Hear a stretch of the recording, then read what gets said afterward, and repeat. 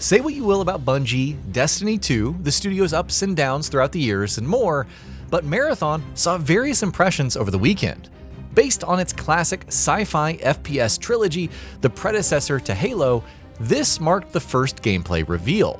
However, the team went further, announcing that Marathon would launch on September 23rd for Xbox Series X and S, PS5, and PC.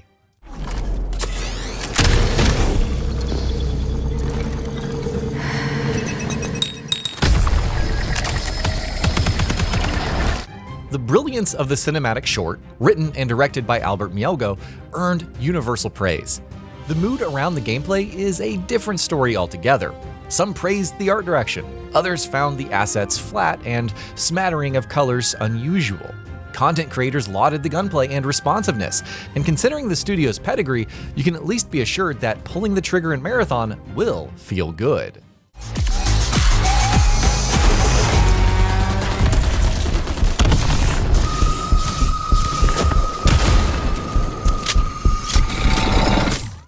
However, others noted the lack of narrative, with Bungie itself confessing, at least per skill up, that there isn't much story right now and that it would evolve with time.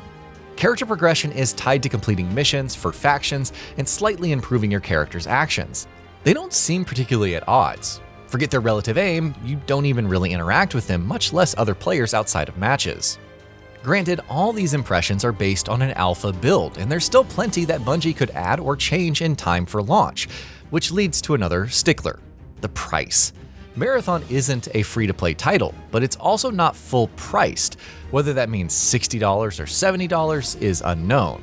Its retail price is unknown, with more details coming this summer, but the monetization is set, with a battle pass and seasonal model in place.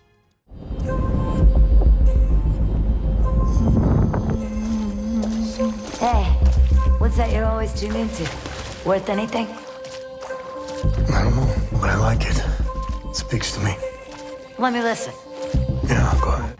As director Joe Ziegler explained in the Friends Per Second podcast regarding the decision not to go to free-to-play, quote, "Everyone's got their own definition of the right price. However, that's doubly so when it comes to value. Some people may enjoy Marathon at launch, even though it will only have 6 playable characters and 3 maps, with a 4th arriving after, which is valid. But it's just as valid for fans and newcomers alike to look upon the current work and middling despair for the lack of content or game-changing features, much less anything that really sets it apart from the crowd outside of its visual style." Now, as someone who's poured over 1,000 hours, maybe more, into Destiny 1 and hundreds of hours into Destiny 2, Marathon isn't necessarily meant for me, and Bungie acknowledges that. It advises against jumping in if you're looking for a PvE-only experience, since you're eventually going to have to fight other players. There are some PvE elements, since you can battle hostile NPCs and complete random field objectives, but it's a far cry from the current structure in Destiny 2.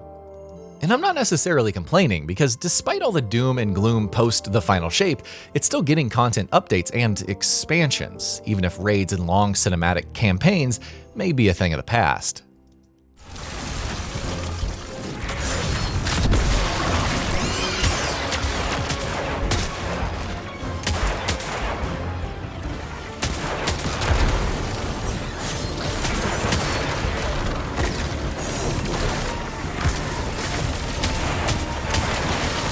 That's not the biggest issue, though.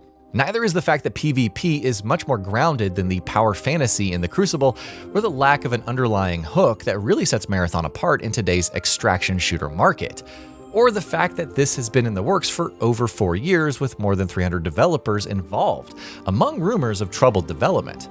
It's that Bungie is shipping what's seemingly the framework of a title, however nice it feels to play, and asking fans to foot the bill. No early access tag to tie it down and ensure some systematic level of obligation either, for whatever that's worth in this day and age.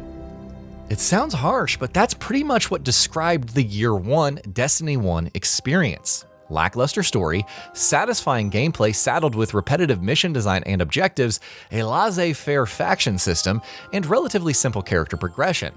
Bungie can talk as much as it likes about building the game alongside players, taking feedback, and more, but charging them to essentially serve as testers is a little iffy. And while Ziegler and his team are pretty upfront about what you should expect from Marathon at launch, plenty remains nebulous.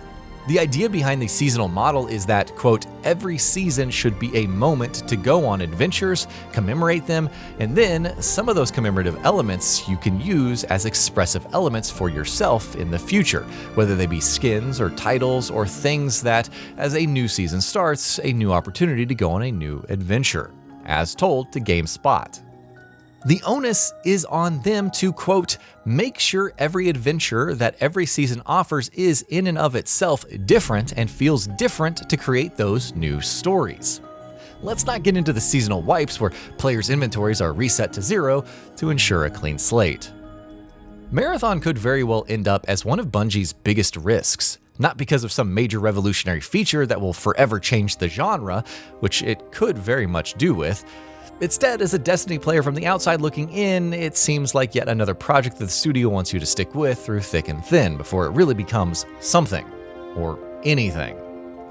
If the first season doesn't land, maybe you're encouraged to stick around and see where things end up. Perhaps you'll like certain elements and they could improve with enough feedback. For all the harsh and outright hatred Bungie gets, it has shown a willingness to respond to player complaints, even if that can sometimes take months or even years. While there are plenty of negative reactions to Marathon for being an extraction shooter in yet another live service title, which has been confirmed for a while, there's also a significant section who are more confused than anything. Imagine newcomers watching that sleek cinematic and then watching the gameplay to see this basic bones extraction shooter with a few intriguing mechanics, like not being able to immediately transfer items from other players' death boxes, instead waiting for them to decrypt.